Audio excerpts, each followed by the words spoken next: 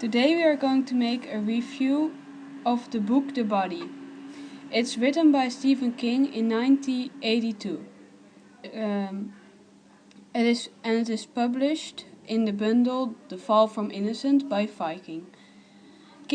Stephen King has written this book as an autobiography because he wanted the world to know his story.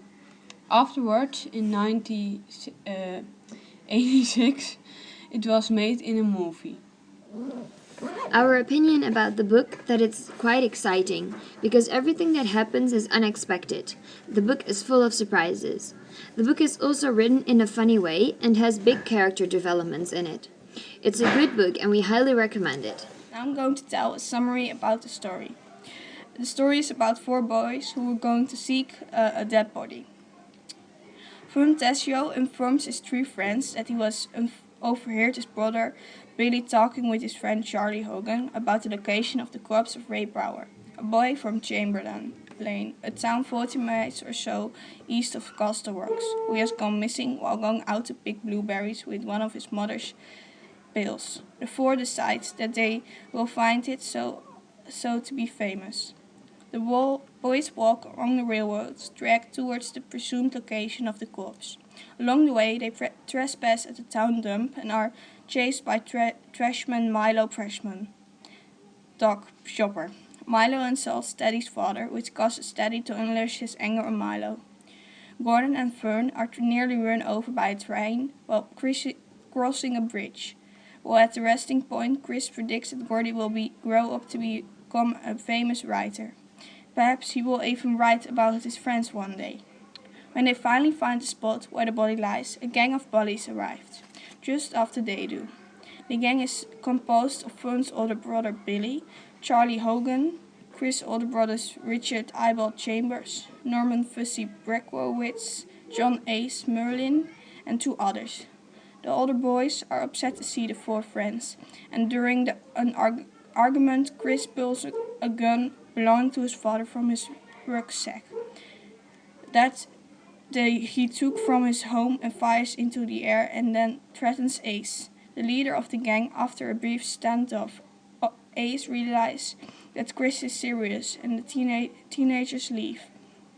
Having seen the body, the boy realizes that there is nothing else to be done with it and return home without further incident. The older boys ultimately decide to phone in the location of the body as an anonymous tip, and is eventually found by authorities as a result. Someday after the confrontation, Ace and Fuzzy break Gordon's nose and fingers and kick him in the testicles, and are the verge of harming him more seriously when they are running off by Gordon's neighbor, Aunt Evie Chandler. Chris' brother breaks his arm and leaves his face looking like a Canadian sunrise. Teddy and Fern got less severe beatings. The boy refused to identify the assailants to the authority, and there are no further repercussions. The narration then goes into a fast forward. It describes the next year or so briefly, starting that Teddy and Fern drift off, befriending some younger boys in high school, just as Chris predicted. Gordon begins taking college preparation courses unexpectedly, so does Chris, in spite of abuse from his father, troubles from his classmates, and distrust from teachers and school counselors. He managed to become successful with help from Gordy. The final two chapters describe the fate of Gordy's three friends, none of whom survived past young adulthood. Fern is killed in a house fire after a party. Teddy, while under the influence of alcohol and drugs, crashing his car, and he and his passengers are killed. Chris, who has become an outstanding high school and college student and was in his second year of law school, is stabbed to death after trying to stop an argument in a fast food restaurant. Gordy, the only survivor, continues to write stories to college and publish a number of them in small literary journals and men magazines.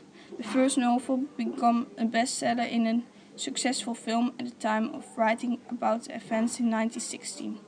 He has written 7 novels about supernatural. Gordon has a wife and 3 children. Gordon is also revealed to be a veteran of the Vietnam War and counterculture of the 1960s, occasionally revealed in a flash-forward narrative during the main story.